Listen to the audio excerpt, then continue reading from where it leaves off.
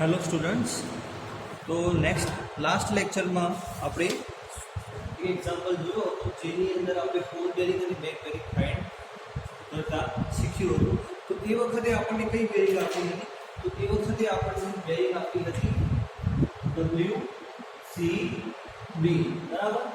જ્યારે આ એક્ઝામ્પલની અંદર આપણને QB અથવા તો RB બેરિંગ આપેલી છે. QB અને RB તરીકે ખબર પડશે કે એની અંદર આપણને ડાયરેક્શન આપેલી હશે, જ્યારે WCB ની અંદર ડાયરેક્શન નહીં આપેલી હોય. તો સૌપ્રથમ આની એક્ઝામ્પલની રકમની અંદર શું છે એ આપણે જોઈશું. તો એક્ઝામ્પલની રકમની અંદર આપણને કીધું છે કે the following bearing of the line observed for closed towers ABCD A, okay, ABCD અને લાસ્ટમાં પાછા ત્યાં જશું એટલે A, okay, with the surveyor compass calculate the included angle, apply the use check. એટલે આની અંદર ઇન્ક્લુડેડ એંગલ ફાઇન્ડ કરવાનું છે અને ચેક આપવાનું છે. ઘણી વખતે તમને એક્ઝામ્પલની અંદર ચેક વિશે ના લખેલું હોય પણ કમ્પલસરી તમે કામ વ્યવસ્થિત કર્યું છે કે નહીં એ ચેક કરવા માટે તમારે ચેક અવશ્ય લખવો પડશે. હવે આપણે ડાયરેક્ટ આની અંદર બેક બેરિંગ ફાઇન્ડ કરીશું.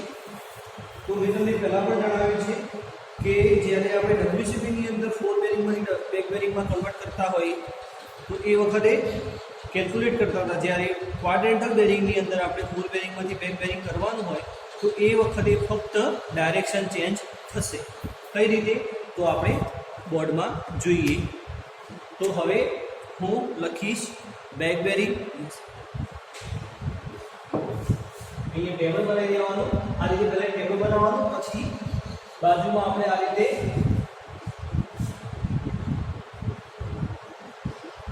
બેક બેરિંગ ટેબલ એટેચ કરવાનું રહેશે કે જ્યારે તમને QB બેરિંગ આપેલી હોય ત્યારે, બરાબર. WCB બેરિંગ આપી હોય તો એ વખતે આ રીતનું કેલ્ક્યુલેશન નહીં થાય. જે પહેલા આપણે એક્ઝામ્પલમાં જોયું એ રીતનું કેલ્ક્યુલેશન થશે.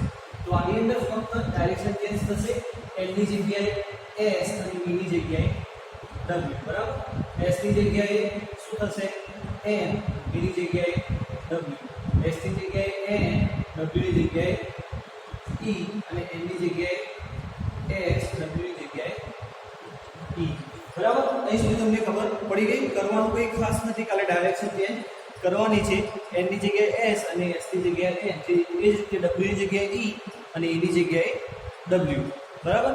હવે ફક્ત જે અંદરની વેલ્યુ છે પાછી પુટ કરી દેવાની છે અહીંયા કે 58 degree 30 minutes, 45 degree 30 minutes, 30 degree 30 minutes અને 35 ડિગ્રી 30 મિનિટ્સ. ક્લિયર? આટલું તમને આવડશે. કોઈ પણ જાતનું સૂત્ર મૂકવાની જરૂર નથી. વેરેવર જ્યારે તમને આ રીતનો એક્ઝામ્પલ આપેલો હોય તો સૌપ્રથમ તમારે આટલું સ્ટેપ કરવાનું રહેશે. ઓકે. આના પછી આપણે એક સ્કેચ દોરવાનું થશે સોલ્યુશનની અંદર ડાયરેક્શન પ્રમાણે. તો એક સ્કેચ દોરીશું અહીંયા કે A પોઈન્ટ, બરાબર. તો A પોઈન્ટ માટે N અને E ડાયરેક્શનમાં કોઈ લાઈન નથી રહી છે. તો N ની ડાયરેક્શનમાં આ N ની ડાયરેક્શન છે ને આપણી S અને W, N E S W. Second angle બની રહ્યું છે BCA S E માં બની રહ્યું છે. ક્યાં? S E માં. એટલે અહીંયા આપણો B પોઈન્ટ છે, માની લઈએ આ છે B પોઈન્ટ અને N S ની ડાયરેક્શનમાં એંગલ બની રહ્યું છે. આ થશે પોઈન્ટ આપણો B. પછી C પોઈન્ટમાં SW એટલે કે N SW અને B પોઈન્ટમાં NW. તો પાછું અહીંયા NW પાછું અહીંયા લાઈન જોડેલી છે. ખાલી અહીંયા B C અને D. કઈ ખાસ આમાં શું છે કે ભાઈ એ લાઈન છે આપણી B લાઈન છે તો એ કઈ ડાયરેક્શનમાં છે એની, તો એની ડાયરેક્શનમાં દોરી દીધું. પછી BC લાઈન ક્યાં છે? તો SE. તો SE લાઈનમાં આપણે BC લાઈન દોરવાની છે. CD ક્યાં છે? તો SW લાઈનમાં. C અને D ક્યાં છે? SW લાઈનમાં. અને એ ક્યાં છે તો એન ડબલ્યુ લાઈનમાં ની અંદર આપણને DA જોવા મળે છે. આ એક ફિગર તમારે દોરવાની થશે. હવે આપણે મેઇન ઇક્વેશન મૂકવાના આવશે. તો ઇક્વેશનની અંદર આપણે જે 4 ઇક્વેશન પહેલા પણ જોયા હતા કે જ્યારે બે સામસામે ખૂણા બનતા હોય, પાસ પાસે બનતા હોય, વિરુદ્ધ ડાયરેક્શનમાં બનતા હોય, જે બુકની અંદર તમારે ક્લોઝ નંબર આપેલું છે, ક્લોઝ નંબર 4.9 ની અંદર તમને મેં ઇક્વેશન લખાયા હતા. બરાબર, બે ખૂણા એક દિશામાં મળતા હોય તો શું કરવાનું, વિરુદ્ધ દિશામાં મળતા હોય તો શું કરવાનું. તો એ રીતે અમે ઇક્વેશન મેં તમને યાદ પણ કરવાના કીધા હતા. તો ઇક્વેશન પ્રમાણે આપણે હવે જઈશું આગળ. તો સૌ પ્રથમ જે આપણને વેલ્યુ આપી છે એના માટે ઇક્વેશન બનશે આપણું કે 180 minus 4 bearing minus 4 bearing of AB and 4 bearing of AB બે આપણે યુઝ કરીશું. તો હું પહેલાં ઇક્વેશન લખી દઉં, પછી તમને સમજાવું કે કઈ રીતે વેલ્યુ પુટઅપ કરવાની.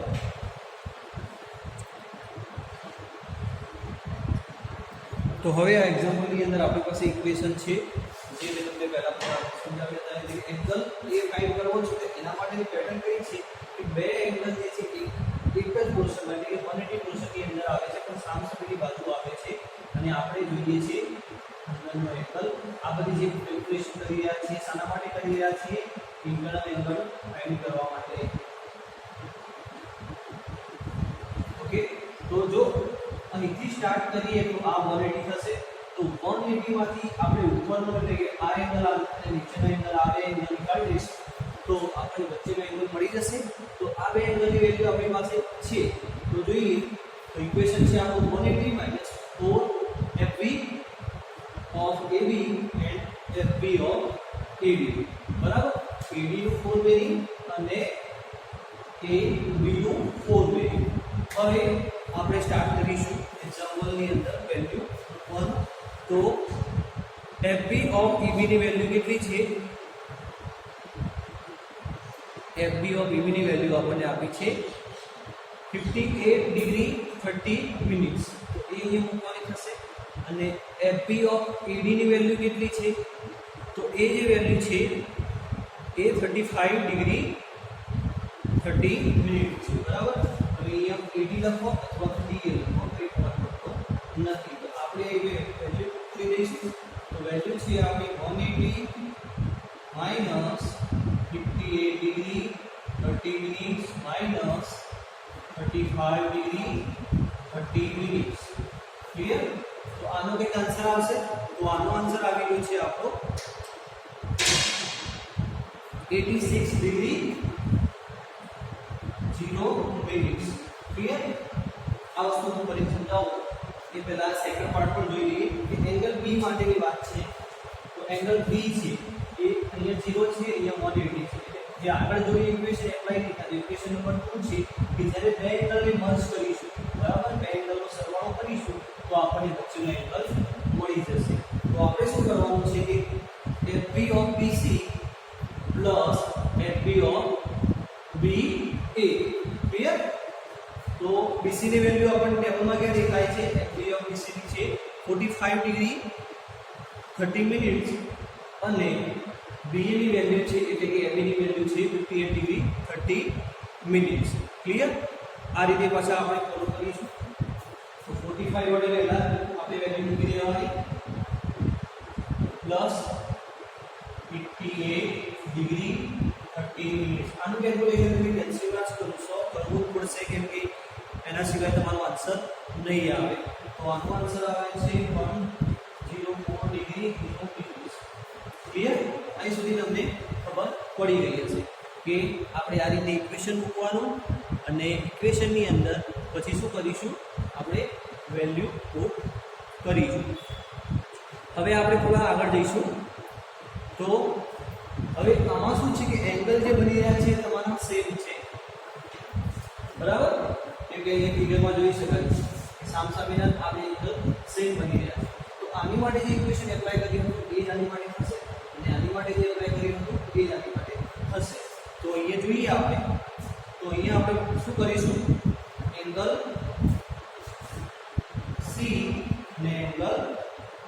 ડિગ્રી બરાબર ઇક્વેશન આપણા સેમ રહેશે પછી અહીંયા પણ વેલ્યુ આપણી બદલાશે અહીંયા FB ઓફ AB ની જગ્યાએ આપણે શું લખવાનું થશે FB ઓફ CB અને પાછળ આવશે CD ક્લિયર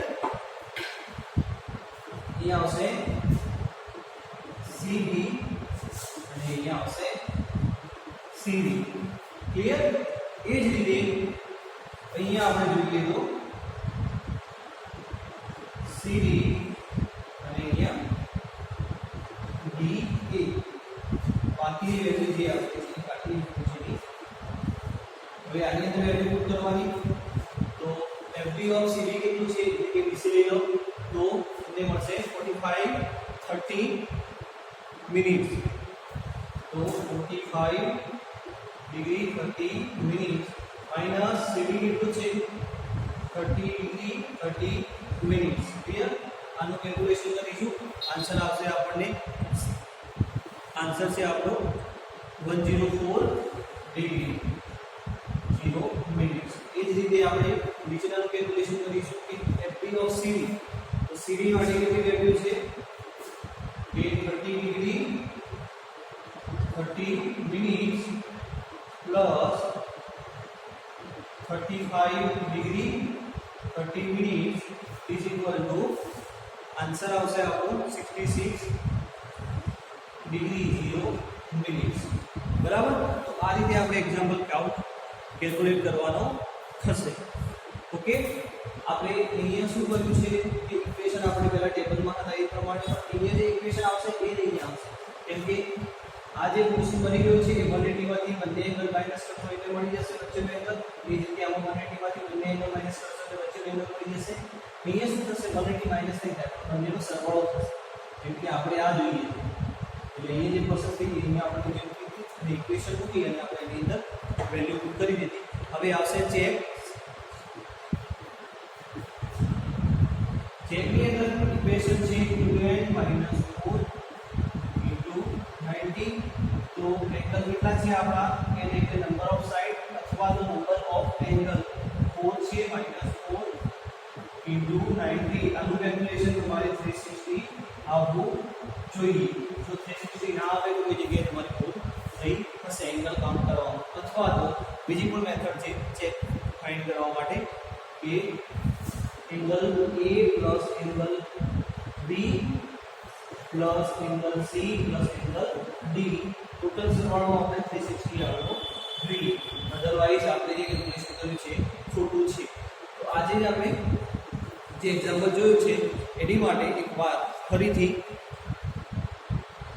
રિવિઝન કરી લઈશું પછી આપણે નેક્સ્ટ એક્ઝામ્પલ સ્ટાર્ટ કરીશું તો જ્યારે તમને ફોર બેરિંગ ફાઇન્ડ કરવાનું આપેલું હોય ફોર બેરિંગ આટલું કોષ્ટક આપેલું હોય પાછળનું કોષ્ટક ના આપેલું હોય બરાબર અહીં સુધીનું તો તમારે સૌપ્રથમ શું કરવાનું થશે બેક બેરિંગ ફાઇન્ડ કરવાની થશે એ માટે તમારે હવે ડાયરેક્શન બદલવાની બેક બેરિંગ ફાઇન્ડ કર્યા પછી તમારે એના માટે શું કરવાનું થશે આ રીતે સ્કેચ દોરવાનું થશે સ્કેચ દોર્યા પછી આ રેન્ડમલી આવે છે આના માટે કોઈ મેઝરમેન્ટ નથી પણ આપણને ખબર હોવી જોઈએ કે NE ની અંદર 58 બરાબર તો અહીંયા જ આવવું જોઈએ એ આપણા માટે મેન છે તમે NE ની અંદર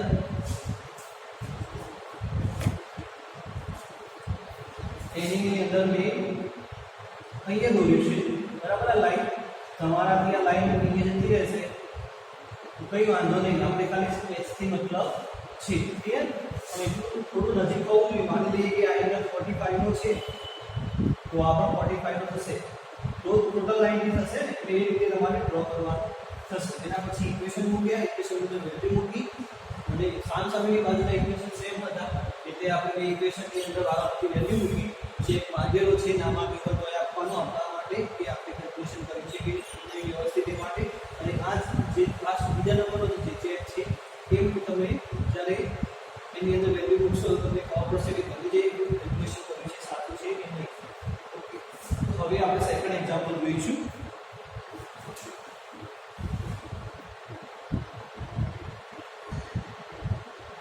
તો હવે આ નેક્સ્ટ એક્ઝામ્પલ જે છે એ પણ એના જેવો જ છે પણ આની અંદર આપણને પહેલાથી જ બેરિંગ આપેલી છે બેક બેરિંગ બરાબર હવે બેક બેરિંગનો ઉપયોગ આપણે કરતા નથી ખાલી ફોર બેરિંગની જ આપણે જરૂર હોય છે. બેક બેરિંગમાં ખાલી ડાયરેક્શન જ બદલાય છે, બીજી કંઈ વસ્તુ ચેન્જ થતી નથી, પરંતુ આપણે બેક બેરિંગ ને ફોર બેરિંગ રીતે ટેબલ બનાવી દઈએ. હવે એક્ઝામ્પલની અંદર તમને કીધું છે કે the bearing of a close towns ABCD are as under calculate the included angle and apply necessary check. બરાબર, તો આની અંદર પણ એવું જ કીધું છે કે આપણે ચેક આપવાનો છે અને અંદર ઇન્ટરનલ એંગલ ફાઇન્ડ કરવાના છે. હવે અહીંયા આપણે શું કરીશું, જે આગળ ઇક્વેશન જોયું એ પ્રમાણે કેલ્ક્યુલેશન કરીશું. તો નંબર 1 સૌપ્રથમ આપણે શું કરવાનું થશે, ફિગર ડ્રો કરવાની થશે. તો હું અહીંયા ફિગર ડ્રો કરી દઈશ કે એન ઈ છે આપણું ફર્સ્ટ, બરાબર. તો એ ડાયરેક્શનમાં AB આપણે એની તરફ જઈ રહ્યા છીએ, એન ઈ, બરાબર. સેકન્ડ છે BC માટે SE, તો આપણે એન આ છે B AB થી પહોંચી ગયા. તો સેકન્ડ શું છે, S અને E, ત્યાં આપણે આ રીતે કરી દેવાનું એમ.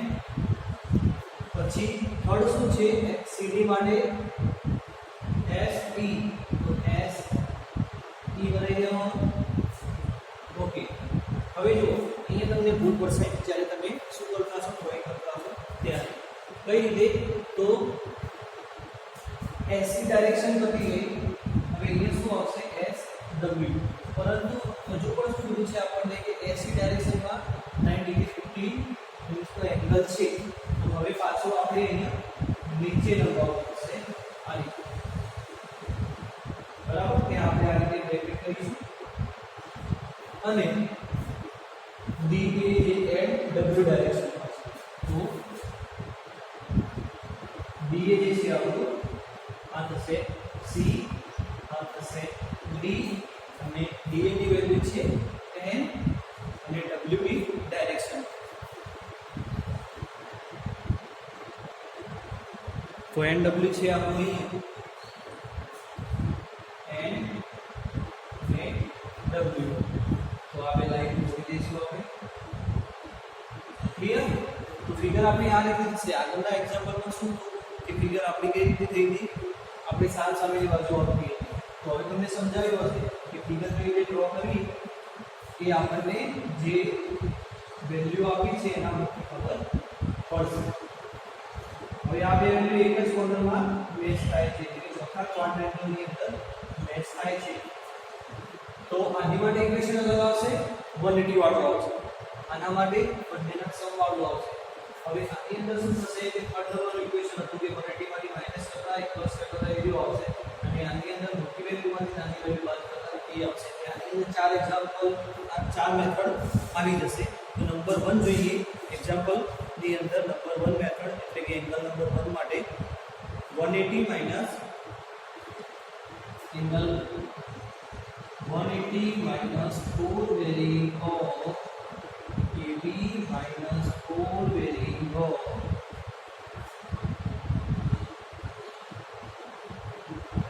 AB, બરાબર ને?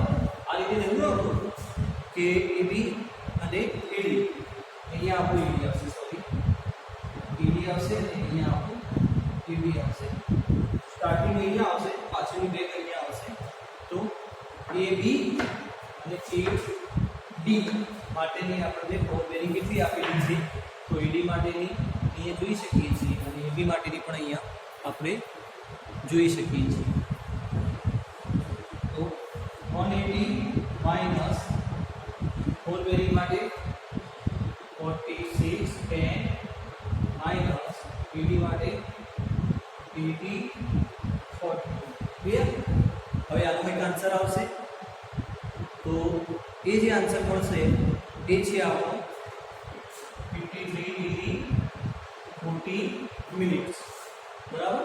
સોરી 10 મિનિટ્સ આવશે. તો આનો આપણે સમેશન કરીશું એટલે આપણને આન્સર મળશે, જે આપણે પહેલા પણ સૂત્ર જોયું હતું. હવે ઇક્વેશન નંબર 2 જે એંગલ B માટે છે, તો એંગલ B માટે આવશે આપણું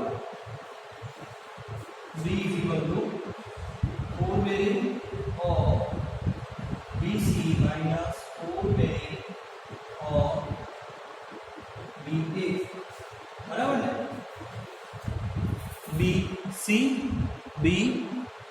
એ.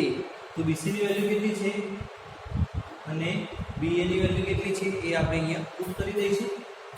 તો BC ની વેલ્યુ અહીંયા છે અને BA ની વેલ્યુ અહીં જોઈ શકાય છે. તો 60 40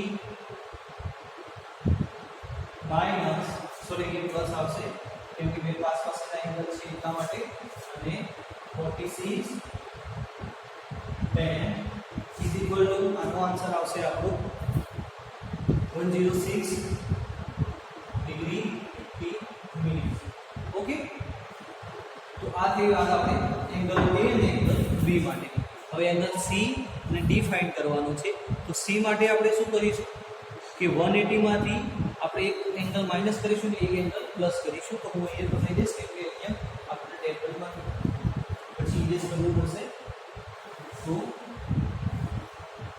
અહીંયા આપણે C અને અહીંયા થઈ જશે આપણો D. C માટે ઇક્વેશન છે કે 180 પછી 4 બેરિંગ ઓફ આપણી જે વેલ્યુ હોય અને પછી પ્લસ આવશે. જ્યારે પેલા ઇક્વેશન ની અંદર આપણે માઈનસ કર્યું હતું